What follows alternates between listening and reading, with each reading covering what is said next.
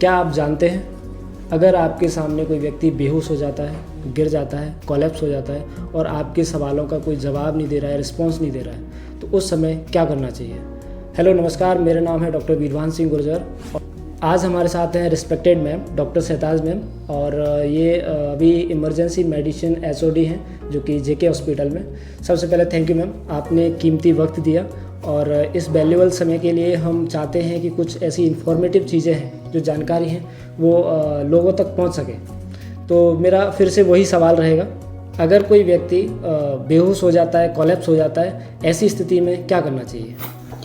सबसे पहले तो थैंक यू डॉक्टर वीरभान, आपने ये सेशन अरेंज किया। It is a very important session. एक आम आदमी को ये पता होना चाहिए कि अगर कोई इमरजेंसी आती है तो हमें क्या करना है। तो जैसा कि आपका सवाल है, अगर कोई व्यक्ति हमारे सामने बेहोश हो जाता है या गिर जाता है तो हमें क्या करना चाहिए। तो इस तरीके के सिचुएशन में सबसे पहले हमें ये देखना चाहिए कि वो आदमी जो गिरा है वो होश में है या नहीं है। अगर वो बेहोश है तो क्या उसके पल्स, उसकी सांस चल रही है, और यदि पल्स भी नहीं चल रही है तो हमें उस व्यक्ति को सीपीआर देना होता है। तो ये सीपीआर क्या है और अपन कैसे चेक करेंगे कि ये पल्स आ रही है, ब्रीदिंग आ रही है, ये बेसिक चीज़ आप कैसे चेक कर पाएंगे? सीपीआर का मतलब होता है कार्डियो पल्मोनरी रिससिटेशन। ये एक बेसिक टर्मिनोलॉजी है जिसमें हम ये बताते हैं कार्डियो यानी कि हार्ट, पल्मोनरी यानी कि लंग्स, रिससिटेशन यानी इनको बचाना या इनको फिर से शुरू करना। सीपीआर कैसे दिया जाता है?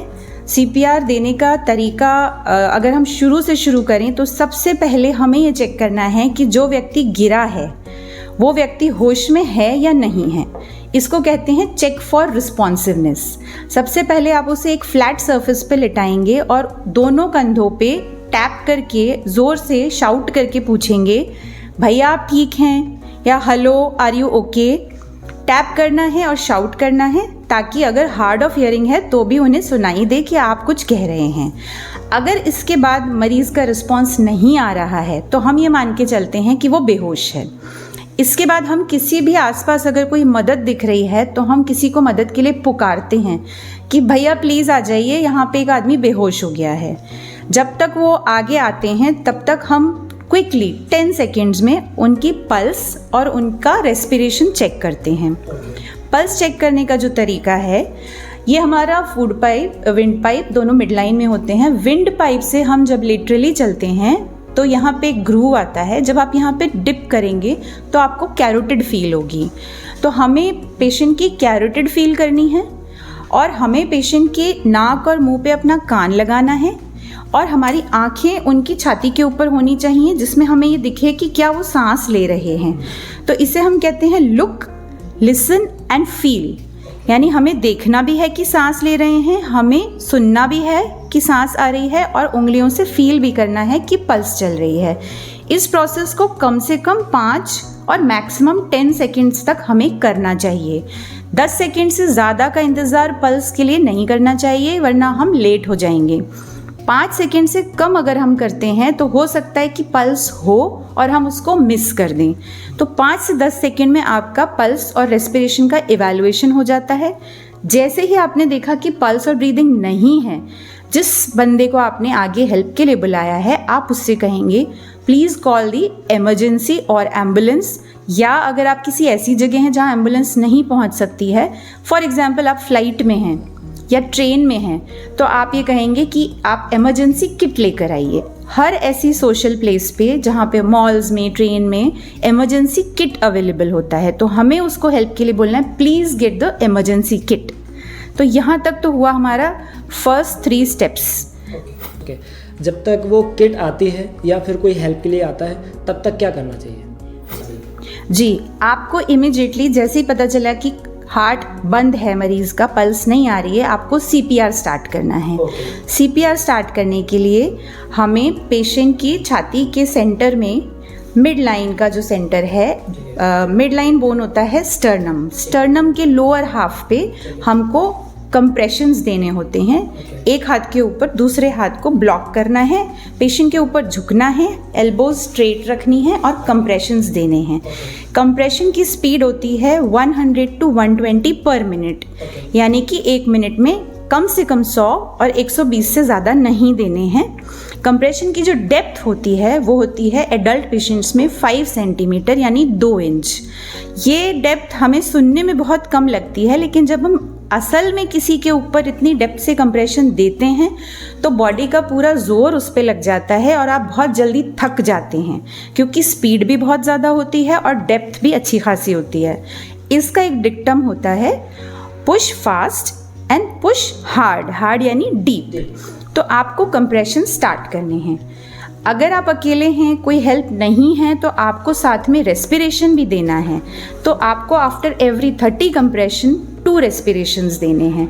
30 times compression then 2 respirations which are given mouth to mouth. आप चाहें तो बीच में एक मास्क रख सकते हैं, क्योंकि इन्फेक्शियस डिजीजेज होती हैं, तो एक बैरियर के साथ आप 2 माउथ टू माउथ रेस्पिरेशन दे सकते हैं।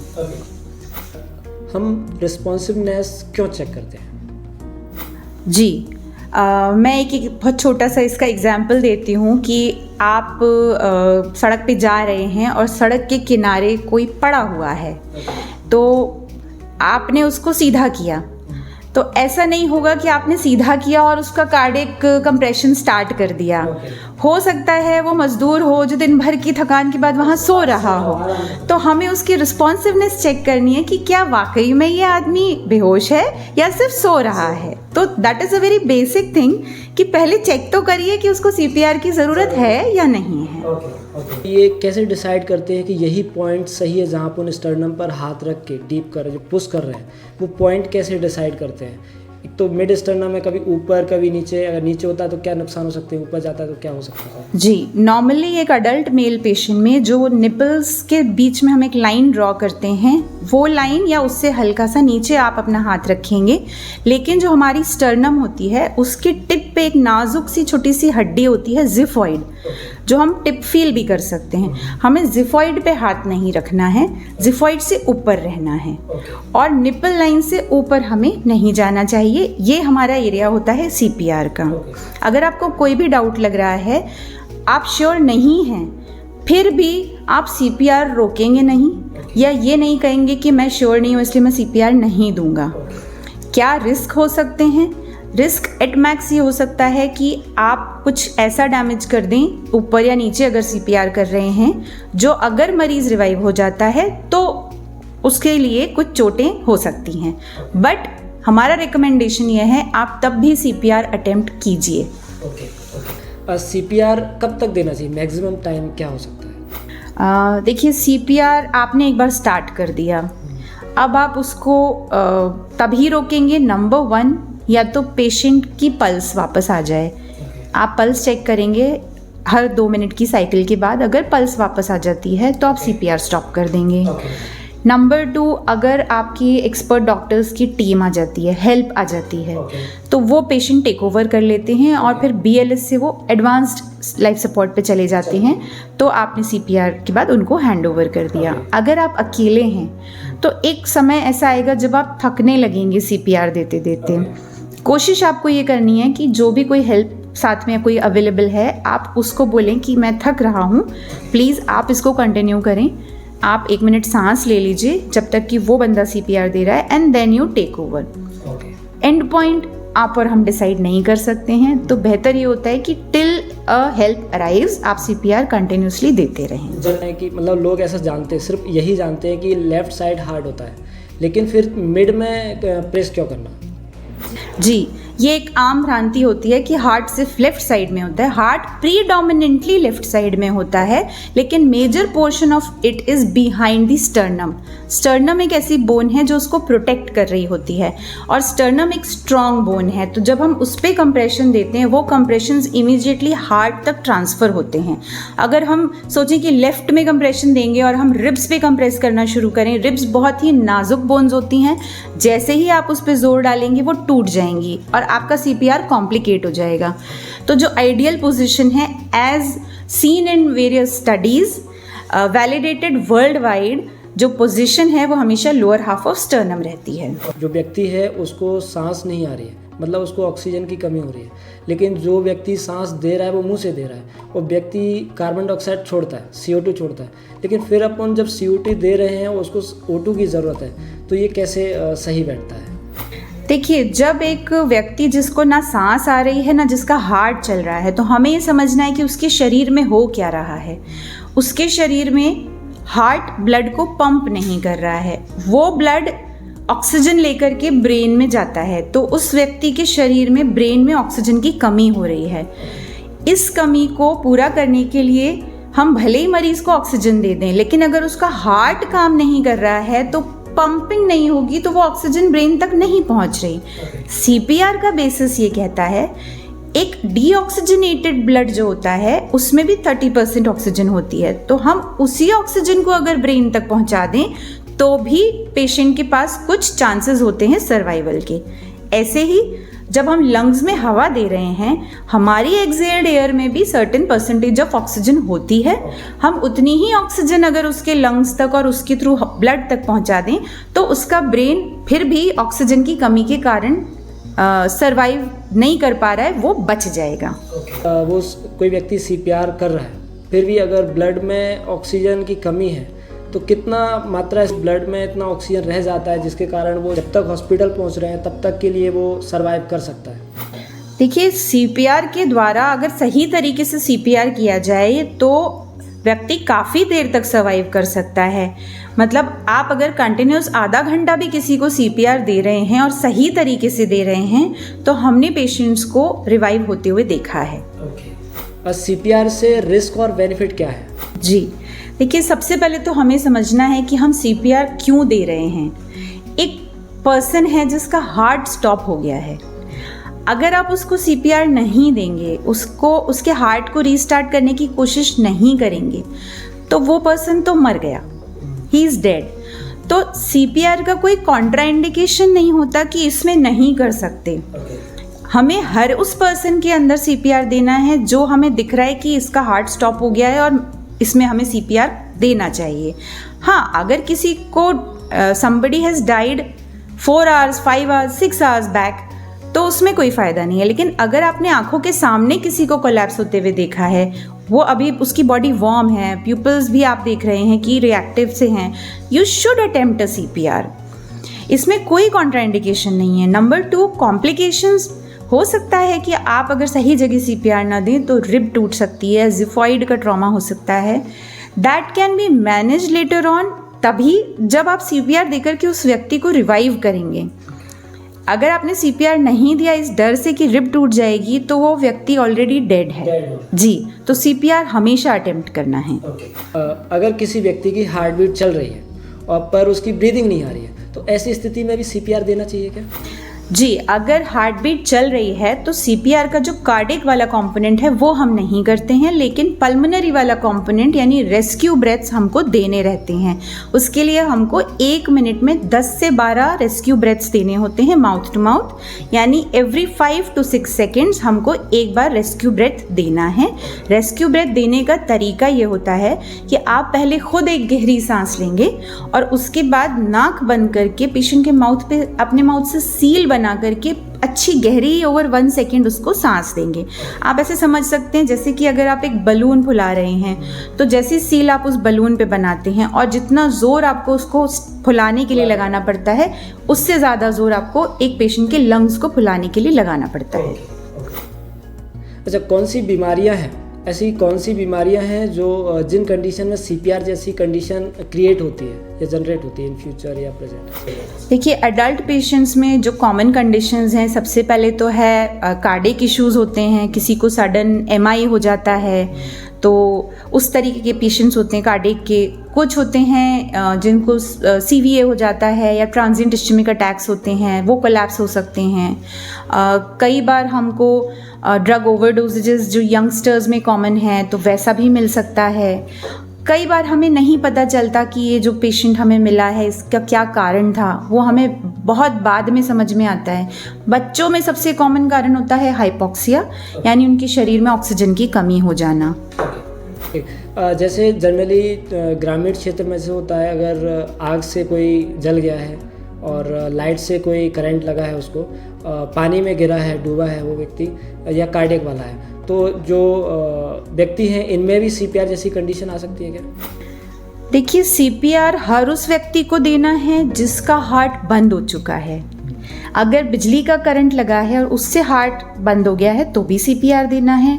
पानी में डूब गया है और जब आपने बाहर निकाला उसका हार्ट स्टॉप हो चुका है तो भी आपको सीपीआर देना है, एंड लाइक दैट। किसी व्यक्ति का पहले से हार्ट ऑपरेशन हुआ है, पेसमेकर लगा हुआ है, फैमिली मेम्बर है, फिर उसको दोबारा हार्ट अटैक जैसी कोई कंडीशन क्रिएट होती है, तो उस समय सीपीआर देना चाहिए? बिल्कुल, हर वो व्यक्ति जिसका हार्ट स्टॉप हुआ है किसी भी कारण से उसको सीपीआर देना चाहिए।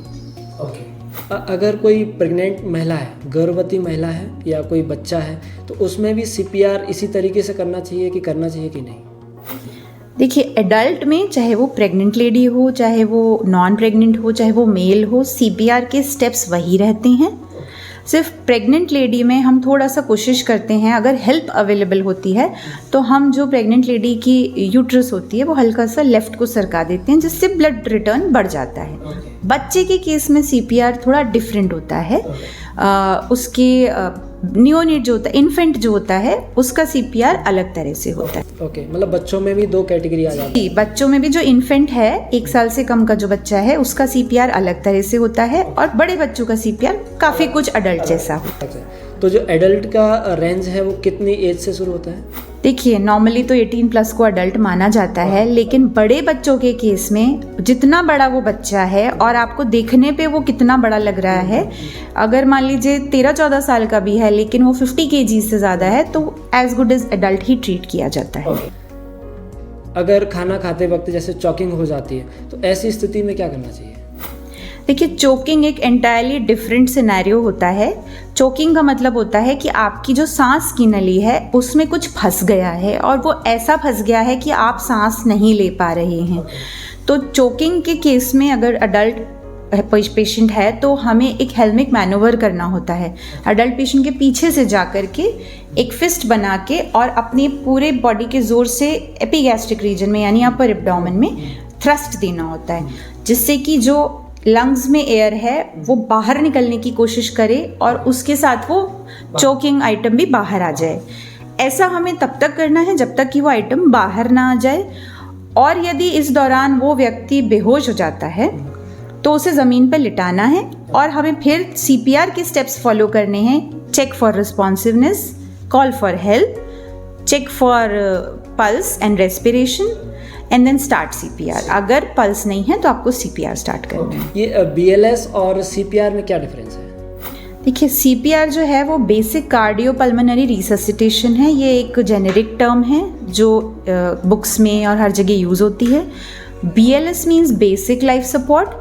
ये अमेरिकन हार्ट एसोसिएशन के द्वारा रन किया जा रहा एक ट्रेनिंग प्रोग्राम है और उनका कॉपीराइट टर्मिनोलॉजी है। तो आप अगर बीएलएस कोर्स करना चाहते हैं तो वो फिर एएचए का ही होगा। ये डिफरेंस रहता है। BLS is a more extensive course जिसमें आपको चोकिंग, इन्फेंट, पीडियाट्रिक सीपीआर, ये सारी चीज़ें भी बताई जाती हैं। जी, के लिए जो लोग बाग हैं इतना झिझकते क्यों हैं, डरते क्यों हैं कि सीपीआर देना भी चाहिए कि नहीं? अगर कोई व्यक्ति है, पर्सनल है तो ठीक है, अगर अननोन है तो लोग पहले सोचते हैं फिर मदद के लिए आते हैं। तो ऐसा लोगों में क्यों होता है, ऐसा क्या है? जी, आप इसको थोड़ा सा एक सिस्टम की प्रॉब्लम कह सकते हैं कि जो व्यक्ति सीपीआर देने चलता है कई बार उसी से 10 तरीके के सवाल किए जाते हैं। इसको क्या हुआ, ये कैसे गिर गया, आपने तो कुछ नहीं कर दिया। तो जो व्यक्ति होता है वो पुलिस की कार्रवाई या इस तरीके के सवालों से घबरा कर पीछे हटने लगता है, मदद नहीं देना चाहता है। तो इसके लिए हमें इन जनरल सोसाइटी को अवेयर करना पड़ेगा कि जो मदद के लिए आ रहा है उसी को कल्प्रिट न ठहरा दिया जाए। ओके। ऐसी कोई संस्था, ऐसा कोई सोर्स है जहाँ से लोग अगर सर्टिफिकेशन लेना चाहें, उसके बारे में जांच पड़ताल करना चाहे या अप टू डेट रहना चाहे, तो ऐसी कुछ इंफॉर्मेशन संस्थाएं वगैरह हैं क्या? जी बिल्कुल, कई जगह सीपीआर के कोर्सेज किए जाते हैं। एक इंटरनेशनली अक्लेम्ड सोसाइटी है अमेरिकन हार्ट एसोसिएशन, वो भी सीपीआर के कोर्सेज कराते हैं और BLS basic life support courses कराते हैं विच आर सर्टिफिकेट कोर्सेज। और आम जनता अगर सीपीआर सीखना चाहे तो हमारा डिपार्टमेंट हमेशा खुला है, जब चाहें आ सकते हैं, हमसे सीपीआर सीख सकते हैं। Indian society for emergency medicine है, तो उनके अनुसार जो बताया गया है कि 2% ही लोग हैं जो इंडिया में CPR करना जानते हैं, परफॉर्म करना जानते हैं। और ऐसी स्थिति में जब 140 करोड़ का देशवासी का देश है अपना, तो ऐसे समय ऐसा ज़रूरी नहीं होता कि CPR के बारे में जानकारी लेना और उसके बारे में पढ़ना और उसे परफॉर्म करना ट्रेंड होना चाहिए लोगों को? जी, हमें ये being in department of emergency हमें ये समझ में आता है कि शायद इस व्यक्ति को पहले CPR मिल गया होता, लाते समय मिल गया होता, तो चांसेस ऑफ सर्वाइवल ज़्यादा होते। तो हमें तो ये बहुत ज़्यादा लगता है कि शायद अर्ली स्टेजेस यानी स्कूल टाइम से, यानी कि बच्चा जब 10th पास कर रहा है या 9th 10th में आते हैं, उसी समय से उनको CPR के लिए सेंसिटाइज किया जाना चाहिए, कैसे देते हैं, कैसे चेक करते हैं, ताकि जब वो स्कूल पास करके एक जिम्मेदार नागरिक की तरह बाहर निकले तो उसको ये पता हो कि मुझे अपने घर वालों की, अपने साथ के लोगों की और इवन एक आम आदमी के लिए क्या करना है। तो इसमें ये ऐसा क्यों है कि जैसे जो वर्ल्ड वाइड अगर लेवल पे चीज़ें देखी जाए तो अमेरिका में लगभग हर फैमिली मेम्बर में किसी न किसी को ये परफॉर्म करना आता है, लेकिन इंडिया में हर साल कार्डियक अरेस्ट से लगभग 4 लाख पेशेंट जो व्यक्ति हैं उनकी डेथ होती है। अगर यही चीज़ें, अगर CPR जैसी चीज़ें आती हों तो शायद वो रेशियो कम हो सके। तो ये इंडिया में ही ऐसा इतना क्यों है?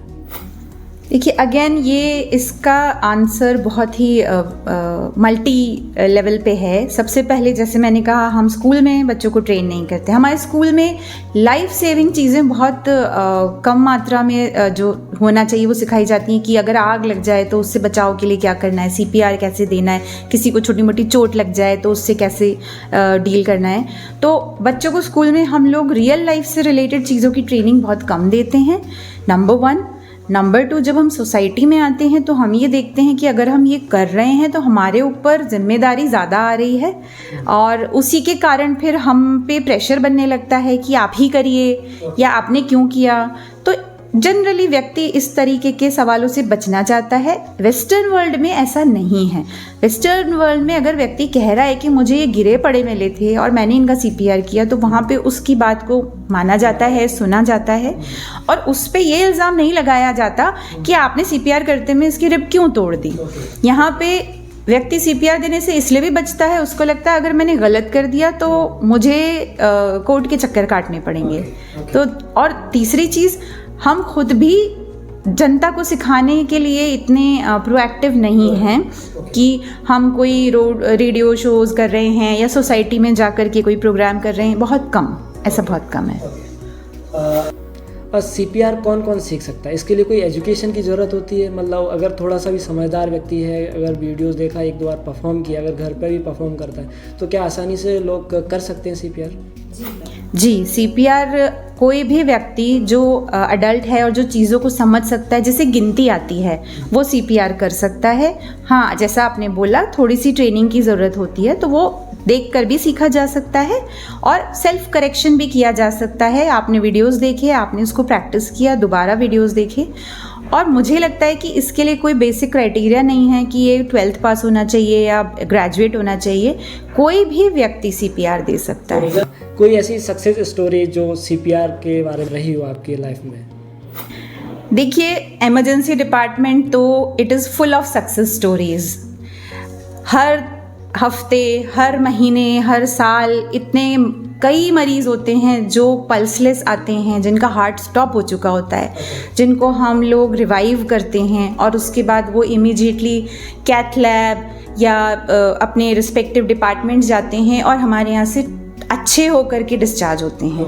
तो this department is in itself a success story. Thank you ma'am. पर एक बार आप CPR का स्टेप्स बता दीजिए जिससे समराइज हो सके कि एक्चुअल में करना क्या है और कैसे करना है। ठीक है, सबसे पहले हमें पेशेंट की रिस्पॉन्सिवनेस चेक करनी है। शोल्डर टैप करेंगे, ज़ोर से बोलेंगे, भैया आप ठीक हैं क्या? उसके बाद अगर आपको रिस्पॉन्स नहीं मिलता है, स्टेप 2 पे जाएंगे, किसी भी बाई स्टैंडर को बोलेंगे भैया या मैडम प्लीज़ हेल्प के लिए आ जाइए। थर्ड स्टेप होगा आप लुक, लिसन एंड फील करेंगे, पेशेंट की पल्स फील करेंगे, उसकी ब्रीदिंग को कान लगा के सुनेंगे और आइज़ आपकी पेशेंट के चेस्ट पे रहेंगी 5 to 10 सेकेंड्स। अगर पल्स ब्रीदिंग नहीं है आप हेल्प के लिए बुलवाएंगे और आप इमीडिएटली CPR स्टार्ट कर देंगे। स्टार्ट करेंगे, CPR का रेट होगा, कंप्रेशन का रेट होगा 100 to 120 पर मिनट, कंप्रेशन और वेंटिलेशन का रेशियो होगा 30:2। एक साइकिल होती है अराउंड 2 मिनट्स की, जिसमें हम around 5 compression ventilation ratios complete करते हैं। आफ्टर एवरी 2 मिनट साइकिल आपको दोबारा से पल्स चेक करनी होती है। कब तक करना है? जब तक पेशेंट रिवाइव ना हो जाए या जब तक हेल्प ना आ जाए। हेल्थ में बहुत सारी चीज़ें हैं जो अभी रूरल एरिया में कवर नहीं हो पा रही है, मतलब जो ग्रामीण क्षेत्र है वहाँ तक कवर नहीं हो पा रही है। तो हम हर चीज़ में आगे बढ़ने की कोशिश कर रहे हैं, एक टेलीमेडिसिन के साथ, फार्मेसीज और पैथोलॉजी के साथ। तो आप इस चीज़ को आगे भविष्य में कैसे देखते हैं? देखिए, टेलीमेडिसिन तो फ्यूचर है। आप छोटी से छोटी जगह पर मेडिकल हेल्थ से रिलेटेड इंफॉर्मेशन पहुंचाता है, मदद पहुंचाता है, तो ये तो फ्यूचर है, ये होना ही है। हम डॉक्टर्स कितना केटर कर पाएंगे? हम यहाँ बैठकर उतने ही मरीज देख पाते हैं जितने हमारे सेंटर तक आ पाते हैं। तो I think it is a very good initiative and it has a very good future. Thank you ma'am. और ये हमारा एक्सपीडल पॉडकास्ट का पहला एपिसोड था। आगे इसी तरीके से और भी एपिसोड आएंगे, और अगर CPR से रिलेटेड या मैम के लिए या एक्सपीडल के रिलेटेड कोई भी किसी भी तरह का सवाल हो, एक्सपीडल के द्वारा आप कहीं भी किसी भी सोशल मीडिया के द्वारा आप हमें मैसेज भेज सकते हैं। खुश रहिए, व्यस्त रहिए, मस्त रहिए। Thank you.